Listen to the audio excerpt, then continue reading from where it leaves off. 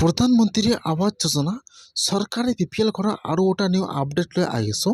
সেইটো আপডেট হ'ল যিসকলে এতিয়ালৈকে চৰকাৰী ঘৰটো লাভ কৰা নাই আৰু চৰকাৰী ঘৰ লিষ্টত নাম আহিছে সেইসকলৰ সকলোৰে একাউণ্টত কিন্তু চৰকাৰী ঘৰৰ পইচা সোমাই গ'ল।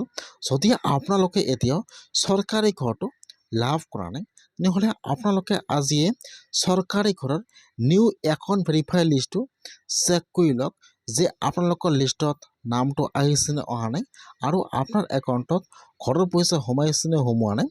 আপোনালোকে আজিয়ে চেক কৰক যে কেনেকৈ আপোনালোকে চৰকাৰী ঘৰৰ নিউ একাউণ্ট ভেৰিফাই লিষ্টটো চেক কৰিব।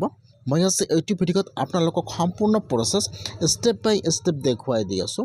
আপোনালোকে জানিবলৈ হ'লে ভিডিঅ'টো সম্পূৰ্ণকৈ চাই ল'ব স্কিপ নকৰাকৈ। এতিয়া আপোনালোকে ফাৰ্ষ্ট এইটো অপশ্যনত আহি যাব PMAYG.NIC.in। মই কিন্তু আপোনাৰ সুবিধাৰ কাৰণে অপশ্যনৰ লিংকটো মোৰ ডিছক্ৰিপশ্যনত দি দিছোঁ। আপোনালোকে ডাইৰেক্ট ক্লিক কৰি ফাৰ্ষ্ট এইটো অপশ্যনত আহি যাব। অহাৰ পিছত আপোনালোকে ইয়াত চাব 2 নম্বৰত দিয়া আছে আৱাস শ্বপ। এতিয়া আপোনালোকে আৱাস শ্বপৰ ওপৰত ক্লিক কৰিব। এতিয়া এইটো পেজ অ'পেন হৈ যাব। এতিয়া আপোনালোকে ৰিপৰ্টৰ ওপৰত ক্লিক কৰিব। এতিয়া এইটো পেজ অ'পেন হৈ যাব এনেকুৱাকৈ। এতিয়া আপোনালোকে ইয়াত চাব, ইয়াত কিন্তু ABCDৰ অপশ্যন দিয়া আছে। এতিয়া আপোনালোকে অলপমান তলত আহি যাব, ইয়াত চাব, ইয়াত যিটো F নম্বৰ অপশ্যন দিয়া আছে EFMS ৰিপৰ্ট, ইয়াত যিটো Fৰ 3 নম্বৰ অপশ্যন দিয়া আছে beneficiary registers account forge and verify. এতিয়া আপোনালোকে Fৰ 3 নম্বৰ অপশ্যনৰ ওপৰত ক্লিক কৰিব। এতিয়া ইয়াত আৰু এটা নিউ পেজ অ'পেন হৈ যাব এনেকুৱাকৈ। এতিয়া আপোনালোকে ইয়াত একো ক্লিক কৰিব নালাগে, তলত চাব দিয়া আছে অল ষ্টেট। এতিয়া আপোনালোকে ষ্টেটৰ ওপৰত ক্লিক কৰিব। ফাৰ্ষ্ট ইয়াত আহি যাব ষ্টেট নাম। ফাৰ্ষ্ট আপোনালোকে ইয়াত আপোনাৰ ষ্টেট নামটো চিলেক্ট কৰি লৈ ল'ব আছাম। ইয়াত চাব ফাৰ্ষ্ট ষ্টেট নাম। যেতিয়া আপোনালোকে ইয়াত আপোনাৰ ষ্টেট নামটো চিলেক্ট কৰি লৈ ল'ব, তাৰপিছত ইয়াত আহি যাব আপোনাৰ ডিষ্ট্ৰিক্টৰ নাম। এতিয়া আপোনালোকে ইয়াত চাই ল'ব যে ইয়াত আপোনাৰ ডিষ্ট্ৰিক্টৰ নাম কোনটো হয়।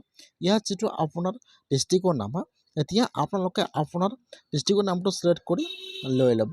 তাৰপিছত ইয়াত আহি যাব আপোনাৰ ব্লকৰ নাম। এতিয়া আপোনালোকে ইয়াত যিটো আপোনাৰ ব্লকৰ নাম হয়, ইয়াত আপোনাৰ ব্লকৰ নামটো চিলেক্ট কৰি লৈ ল'ব। তাৰপিছত ইয়াত আহি যাব আপোনাৰ পঞ্চায়ত নাম। এতিয়া আপোনালোকে ইয়াত আপোনাৰ পঞ্চায়ত নামটো চিলেক্ট কৰি লৈ ল'ব। তাৰপিছত ইয়াত চাব দিয়া আছে কেপচা। এতিয়া আপোনাৰ তাত যিটো কেপচা আহিছে মাইনাছ+ কৰি কেপচা যি হয়, এতিয়া আপোনালোকে ইয়াত কেপচাটো বহাই দিব। কেপচাটো বহাই দিয়ে আপোনালোকে এতিয়া চাবমিটৰ ওপৰত ক্লিক কৰিব। যেতিয়া আপোনালোকে চাবমিটত ক্লিক কৰিব, এতিয়া আপোনাৰ ওচৰত নিউ একাউণ্ট ভেৰিফাই লিষ্টটো ইয়াত অ'পেন হৈ যাব এনেকুৱাকৈ। ফাৰ্ষ্ট ইয়াত আহি যাব আপোনাৰ ঘৰৰ ৰেজিষ্ট্ৰেশ্যন নম্বৰ, 2 নম্বৰত আহি যাব বেনিফিচিয়াৰী ফুল নাম আৰু 3 নম্বৰত আহি যাব বেংকৰ একাউণ্ট।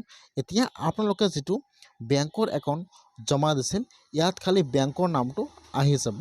ইয়াত চাব ফাৰ্ষ্ট ৰেজিষ্ট্ৰেশ্যন নম্বৰ, 2 নম্বৰত আপোনাৰ ফুল নেম, 3 নম্বৰত বেংকৰ নম্বৰ, এইবোৰ চাব দিয়া আছে ভেৰিফাই। যদি আপোনালোকৰ এইটো লিষ্টত নাম আছে আৰু ইয়াত আপোনাৰ বেংকৰ নামটো অহা নাই তেনেহ'লে কিন্তু আপোনাৰ একাউণ্টটো ভেৰিফাই হোৱা নাই, আপোনালোকে ঘৰৰ পইচাটো লাভ নকৰিব। এতিয়া যদি আপোনালোকে ফাৰ্ষ্ট লিষ্টটো চাই ল'ব, যদি আপোনাৰ লিষ্টত নাম আহিছে আৰু ইয়াত আপোনাৰ একাউণ্ট নামটো অহা নাই তেনেহ'লে কিন্তু আপোনাৰ নামটো ভেৰিফাই হোৱা নাই।